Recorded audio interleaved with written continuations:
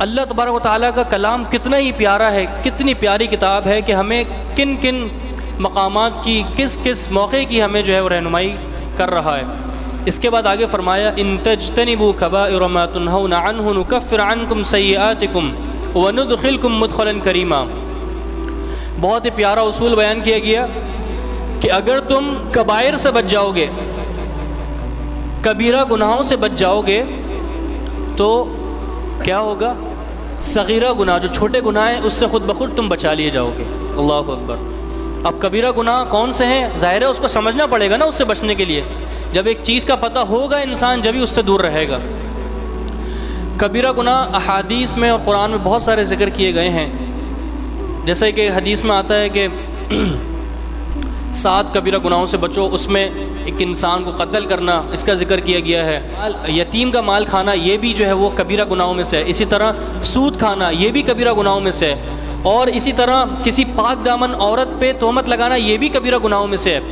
اور آپ کو ایک ضابطہ بتا دیتا ہوں کبیرہ گناہوں کے لیے کہ کس طرح آپ کبیرہ گناہوں کو آئیڈینٹیفائی، ریکگنائز کر سکتے ہیں، کہ وہ گناہ کہ جس پہ اللہ تبارک و تعالیٰ کی طرف سے یا کائنات کے لوگوں کی طرف سے یا فرشتوں کی طرف سے لعنت بتائی گئی ہو کہ یہ کرو گے تو لعنت ہے ایسے شخص پر، تو وہ کبیرہ گناہ ہے۔ جیسے ہم نے 4 پارے کے سٹارٹ میں پڑھا تھا اور سنا تھا اور سمجھا تھا کہ وہ لوگ جو علم کو چھپاتے ہیں تو ان پہ اللہ تبارک و تعالیٰ کی بھی لعنت ہے اور کائنات کی بھی لعنت ہے، تو یہ کبیرہ گناہ ہے، علم کو چھپانا۔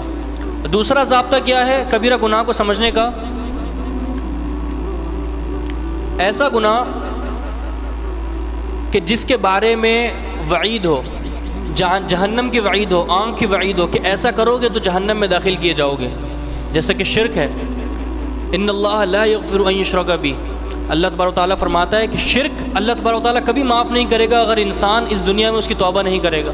اور بھی بہت سے ایسے گناہ ہیں کہ جس کے بارے میں قرآن میں واضح بیان کر دیا گیا کہ جو یہ کرے گا اس کا ٹھکانہ جہنم ہے، تو وہ کبیرہ گناہ ہے۔ اور اسی طرح وہ گناہ کہ جن پہ حد بیان کر دی گئی کہ زنا کے بارے میں حد ہے کہ زنا جو کرے گا اس پہ یہ حد لاگو ہوگی، اور چوری جو کرے گا اس پہ یہ حد لاگو ہوگی، اس کے ہاتھ کاٹے جائیں گے۔ تو ایسے گناہ کہ جن پہ حد ہو وہ بھی کبیرہ گناہ ہے۔ تو یہ کچھ نشانیاں ہیں کہ جس کے ذریعے سے ہم کبیرہ گناہوں کو جان سکتے ہیں، پہچان سکتے ہیں، تاکہ ہم اس سے بچ سکیں۔ تو انسان کو جب ایک چیز کا علم ہوتا ہے جبھی وہ اس سے بچنے کی کوشش بھی کرتا ہے۔